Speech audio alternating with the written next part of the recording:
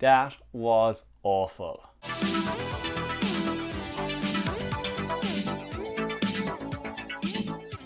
Hey there guys, and welcome back to Dino Reviews. So today we are talking Wrong Turn 6, The Last Resort. The sixth entry in the Wrong Turn series, and by far the worst movie in the entire franchise. Honestly guys, there is nothing I enjoyed about this movie. This will be more of a rant than a review, so buckle in. Wrong Turn 6 centers around our main character Danny as he inherits a fortune he didn't know about, and he's actually reintroduced to a family that are full of cannibals and incest practicing cousins. Yes, that is the plot of this movie. Now we are of course in the sixth Wrong Turns. You kind of expect nothing less, but what lets this movie down is the production value. With this one, they actually went to Bulgaria to film the movie just to kind of keep the movie quite cheap. As well as that, they hired a bunch of British actors and told them to put on American accents.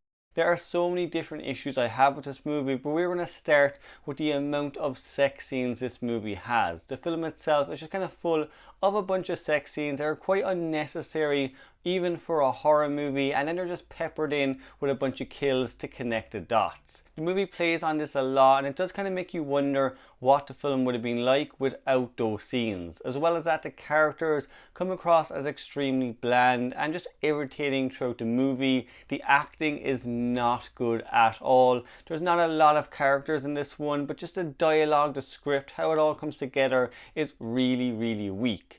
Now what I will say is, even though the actors aren't the best in the movie, they also can't help that they got a really bad script. The dialogue in this movie just sounds like something characters would never say, and it comes across as quite forced. Although the movie is meant to be set in West Virginia, you can easily tell it's not filmed there. It's filmed in Bulgaria, and it's very obvious. Because of that, it does kind of disconnect this movie from the rest of the series. It doesn't feel like a Wrong Turn movie at all. As for the Hiltziger brothers, they are kind of relegated to these background players. They don't have a lot to do in the movie, and they tend to just appear to kill someone off. Once they do that, they disappear back off screen again, and instead the main villains are this new family we get. So Danny's family, who we really go to see to learn about his family history. Now they do center around a brother and sister duo, kind of incest duo that want to bring Danny back into the fold. The two actors that play them are by far probably the best actors in the movie, but even at that, they're not particularly great. The script lets them down. The dialogue they say,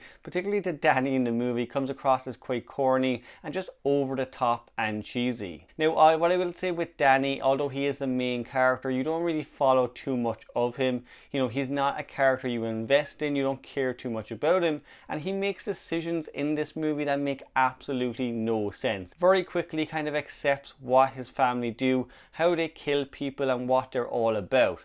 Because of that, there's no main character for you to gel to at all.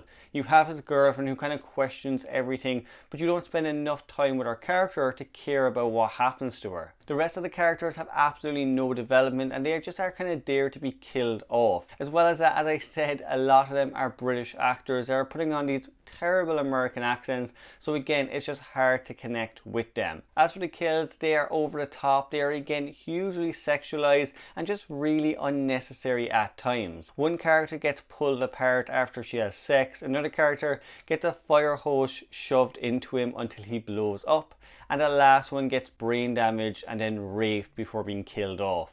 The kills in this, what I found mainly was they were quite boring. Even though they were over the top and they were really bizarre, the characters weren't interesting, the kills just looked a bit silly and you were bored of them. The ending of the movie also has a big twist set up that's just really bizarre and really random, and really something I didn't want to see as the movie went off screen. Overall, the production value of this one, guys, is extremely low. The acting, the script are all very weak, and there's just nothing I enjoyed about the movie. I am actually happy we are done with the original series.